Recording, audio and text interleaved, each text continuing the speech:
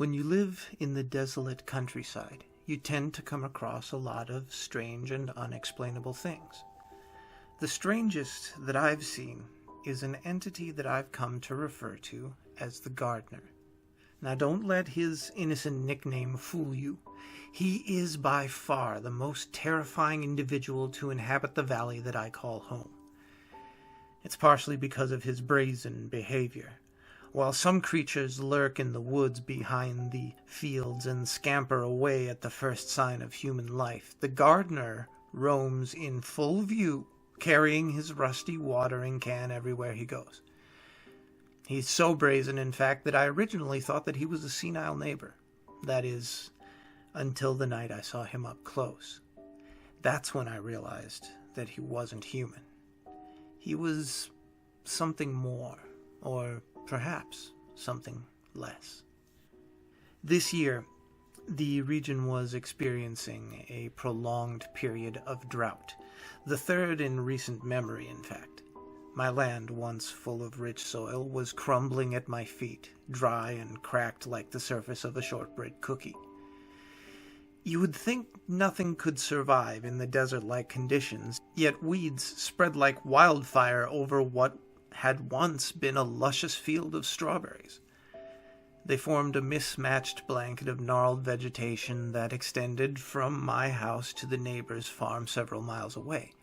He'd given up the upkeep several months ago and allowed his land to be swallowed away, while I stubbornly spent my days pulling out the weeds and mowing my field, to no avail.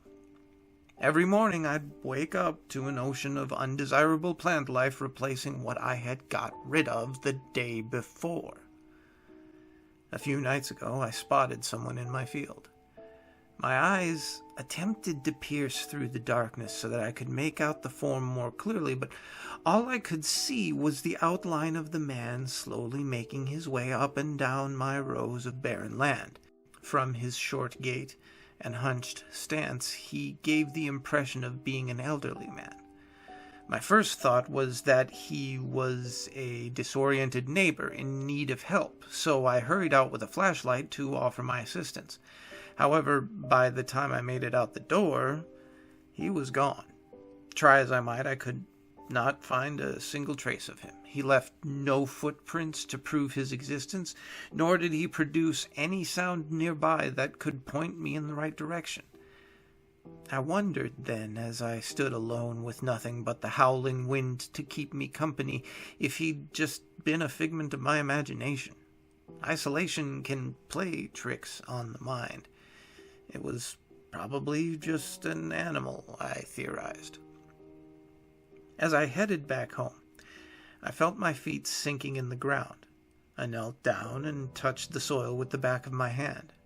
It was moist, as though freshly watered. It had not been my imagination. This was my first encounter with the gardener. The next morning I awoke to find half my field covered in thick and twisted vines. They stretched from the woods all the way to where I had last seen the gardener the night before. A coincidence, I thought. The weeds stopped abruptly, and the transition between them and the empty land was so unnaturally well defined that it resembled the sharp walls of a corn maze. I was in for another day of hard labor, else I risked my home being overrun by the tangled mess. I decided to go into town to buy some herbicide and some fuel for my lawnmower. It had been a while since my last visit, and honestly, I needed the human interaction. There was talk of an exodus in town that day. The region couldn't survive another poor harvest, and apparently many families had abandoned their homes seemingly overnight. Those houses were soon swallowed by the same weeds that I'd been battling all summer. As I did the rounds and made my purchases, I couldn't help but wonder if it was time for me to move on as well. I liked my home. I loved living in the countryside, but the valley was dying. Maybe my troubles were a sign that it was time to leave. Once I'd finished my errands, I drove back home, where I spent the rest of the day spraying, mowing, and pulling the weeds from my field. The gardener appeared again that night, as I sat on the porch rewarding myself with a beer.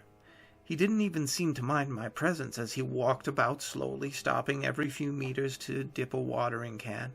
He did so seemingly at random, pouring a substantial amount of liquid into my wasteland of a field. I watched, stunned, as he continued, row after row, emptying the canister onto the cracked soil.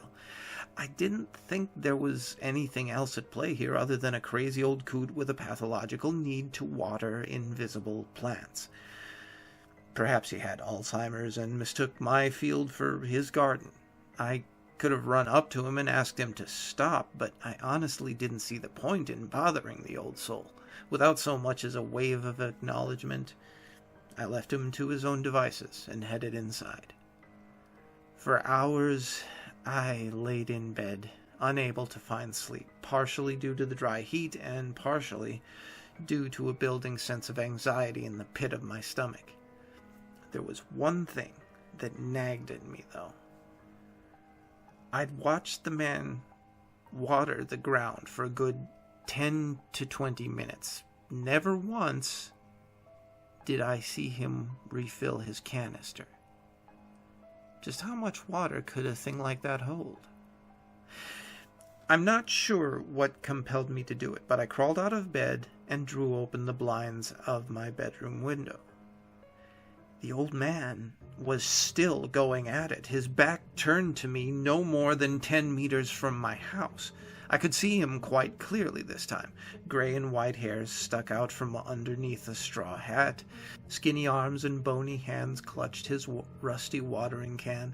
A flannel plaid shirt was tucked into a pair of overalls, and rubber boots, not unlike those of a cranberry farmer, reached midway up his legs. The scene went from slightly odd to downright strange when I noticed a twig sprouting from the spot that he had just watered.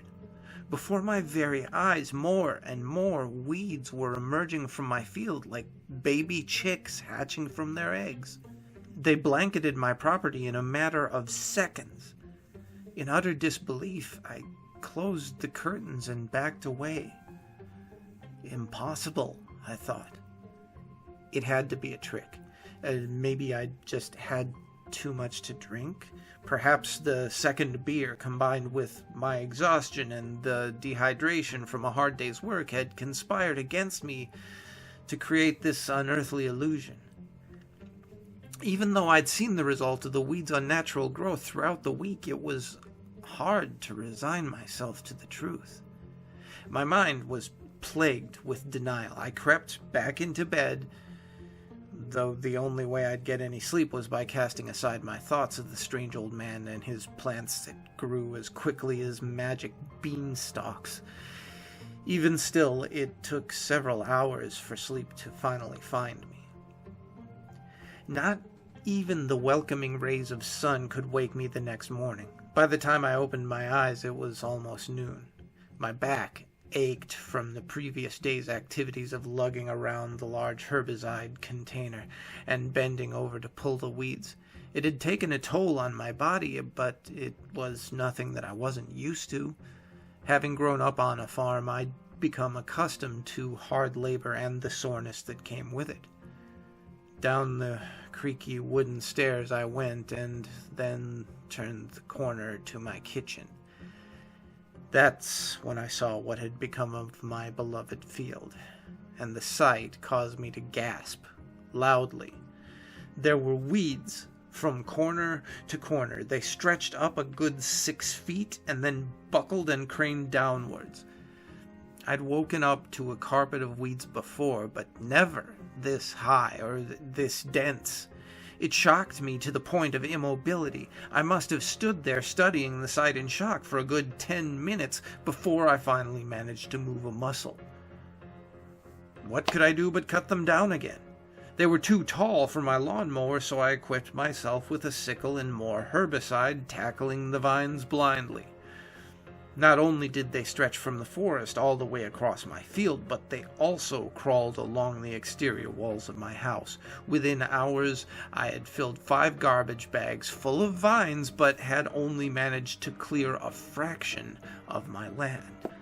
I was beyond drained by nightfall, having spent the entire day trying to free my property from the clutches of unwanted vegetation. The sun had set by the time I returned home for a meal. A combination of the scent of herbicide and sweat were imbued into my clothes, but I ignored it in favor of filling my growling stomach. Echoing in the back of my head, I could still hear the sound of my sickle ripping through the thick weeds, and I could feel my arms tugging at the roots. I had barely managed it, but I had cleared the majority of the undesirable plant life. A warm shower and a good meal later, I took a seat on the old rocking chair by the window.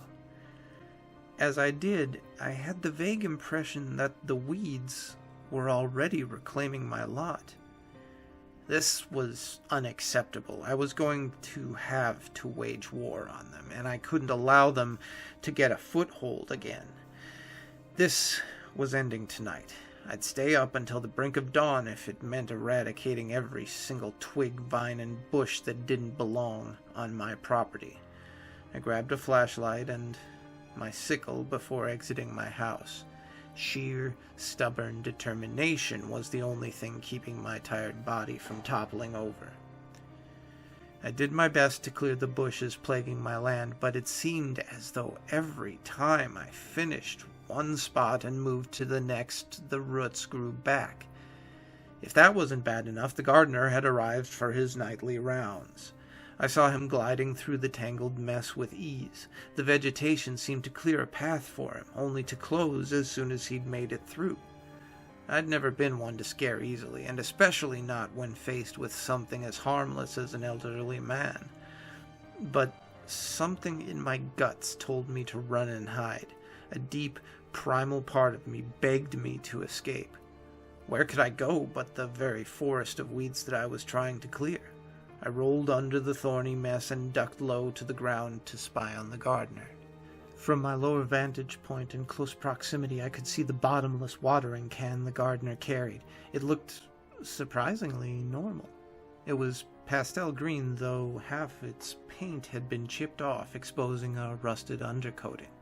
On its sides were faded prints of what I could only assume were roses. Yet that did not seem to deter the flow of water in the least.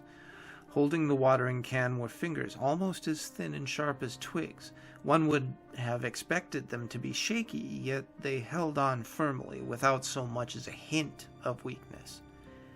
In the shadows, I crawled closer to the old man while he continued his work. I decided that it was time to confront him, ignoring the warning bells resonating in my mind. What was I so afraid of? I was bigger, tougher, and faster. He was just an old man. Taking my courage in hand, I revealed myself and stood directly in front of the stranger. That was the biggest mistake of my life. I understood, as I stood face to face with the gardener, that he was not human. Under the man's handmade straw hat was a face so horrible it caused me to tremble. I'm not sure what it was that I noticed first, the eyes or the mouth. His lips were sewn together like that of a scarecrow. A raggedy twine kept them perpetually angled downwards, while his jaw and cheeks moved in what I could only assume was an attempt at speaking, but no sound left his restrained maw. His eyes, or rather his eye sockets, were empty. The red, moist walls contracted steadily with every beat of his heart. His lower eyelids were folded out and drooped down to his sharp cheekbones, exposing veins and pink flesh. The sight made me stumble back and scream. Perhaps I startled the gardener, or perhaps he intended to do so all along, but as soon as he heard me yell, he lunged forward and swung the watering can towards my face. Instinctively, I threw up my arms to protect myself and felt lukewarm liquid sprinkle onto my left arm. It was water. Just water. If nothing else, it was nice and refreshing. It was like walking through a sprinkler in the middle of a blisteringly hot summer day. My arms fell back in place, and only then did I realize that the gardener was gone, leaving behind no trace except for the soil that he'd watered. I had Tested my luck enough for one night, I thought. The day's events had finally caught up to me, and an overwhelming need to sleep forced me to stumble towards my house in a tired haze. The only light that I could see for several miles was the one on my porch, guiding me back like a landing strip at an airport. I can't even remember making it to bed, but somehow I managed. Pain. Searing, burning pain in my arm pulled me from my slumber. I woke up in absolute agony. It was nothing like the muscle soreness that I was used to. The sensation was as though someone had run a rake over my bones and shot pine needles through each of my pores. I threw my blanket off and looked at my now trembling left arm. The skin on it was drier than a desert, resembling the cracked and arid land outside. There was a strange green welt on my forearm, like a tiny volcano begging to erupt. The veins on my arm had turned forest green as well. What exactly had I been exposed to? Was it an allergic reaction to the weeds that I'd been rolling around in, or was the gardener somehow to blame? Instinct took over, and I stumbled to the washroom, throwing open every drawer and cupboard until I found a pair of tweezers. I wanted relief from the pressure building on the inside of the welt. I was barely able to keep hold of the tweezers due to the pain, but I forced my fingers to hang on long enough to reach the pustule. I squeezed, and it gushed open. Instant relief. I sat on the edge of my bathtub, eyes closed as green liquid oozed out of the bizarre welt. For a few blissful moments the pain in my arm stopped, but then I felt something deeper under the skin. I opened my eyes just in time to see a tiny weed sprout out from the now open sore. It unfurled and grew about an inch in height. The plant's roots did what came naturally to them. They headed towards the nearest source of hydration, and the closest thing this sapling had to a water source was the blood flowing through my veins. I felt a sharp prickle as its roots pierced into my circulatory system and traveled through me. The sensation was violating, and I could feel each grainy branch stretching my veins to their limit. Something needed to be done, and fast. There were only two things that I could think of to get rid of the weed: my lawnmower or the herbicide. Obviously, I wasn't about to run my arm under the blades of a lawnmower. Holding my arm tightly, I dashed out to the garage where I found the nearly empty jug of herbicide.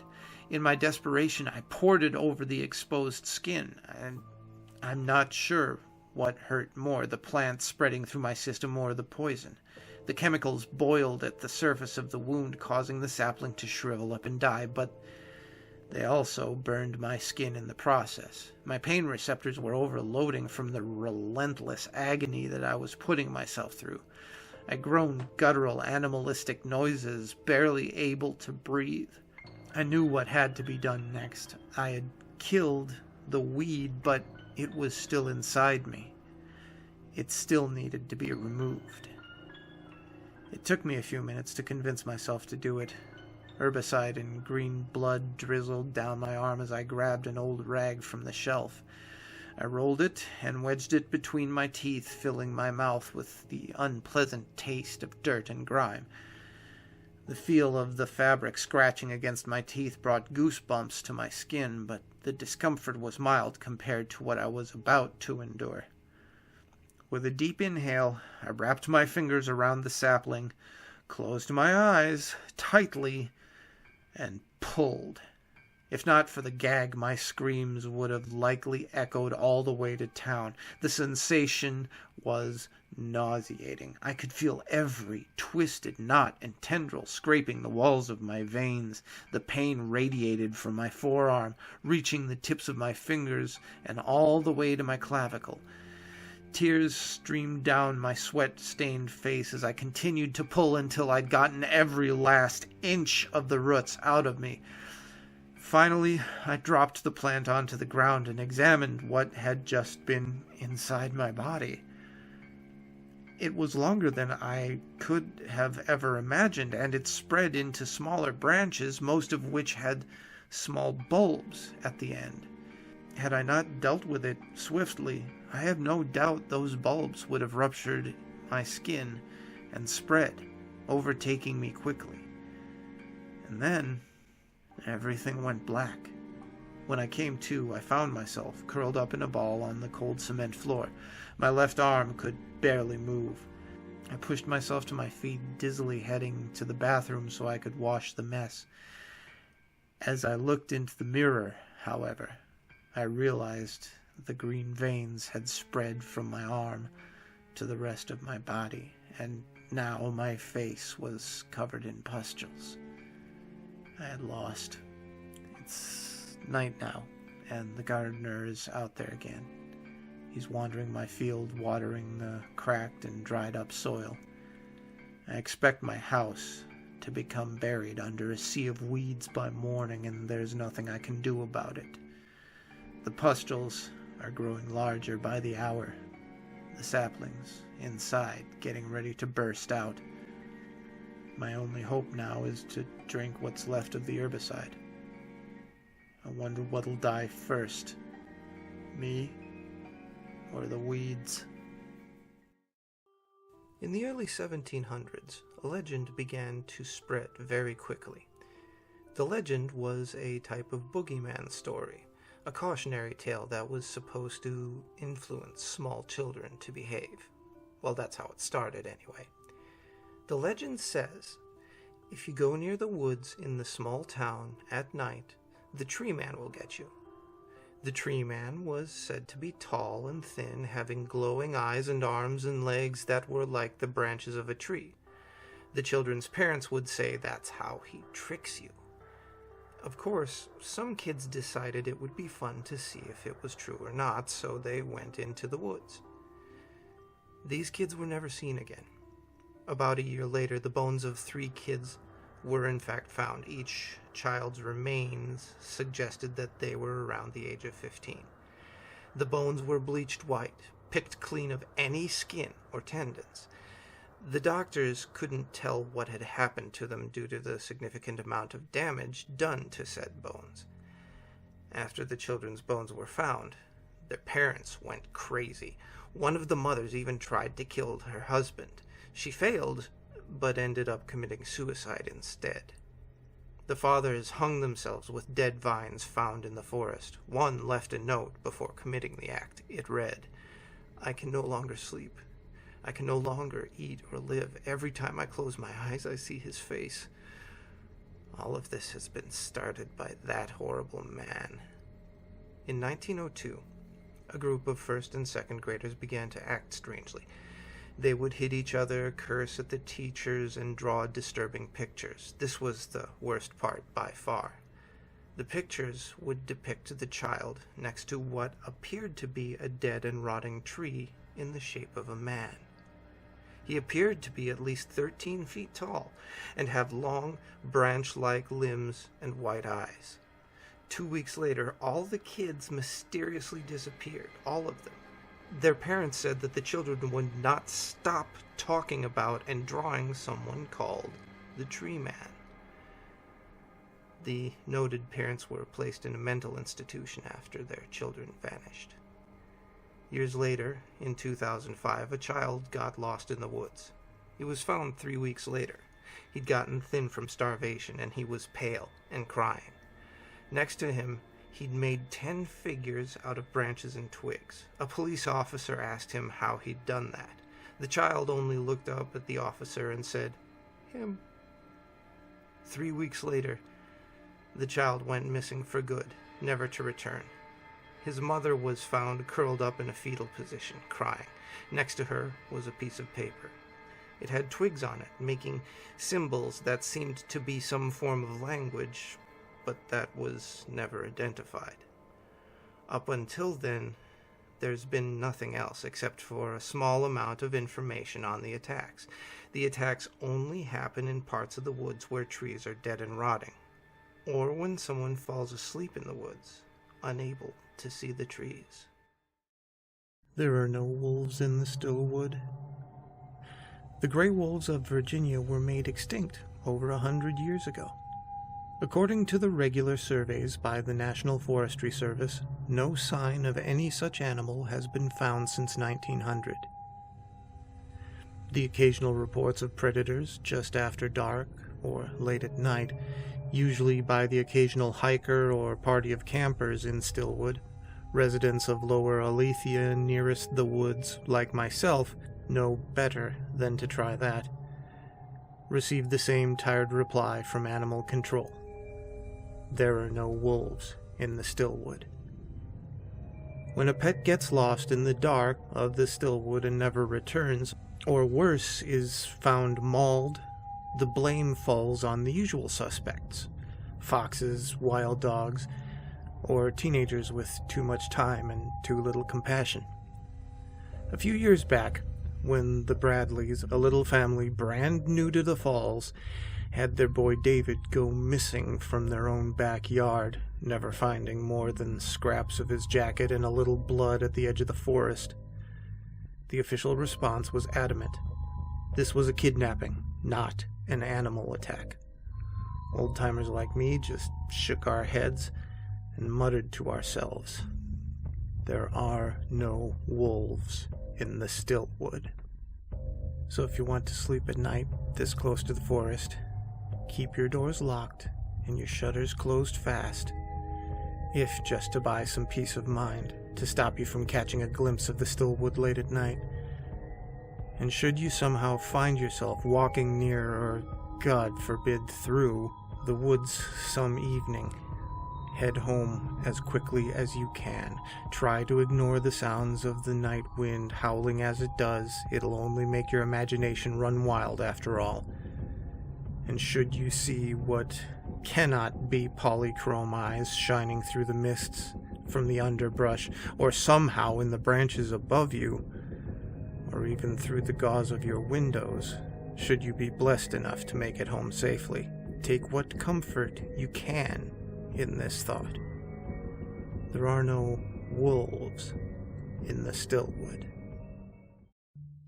Humanity is an amazingly stubborn species.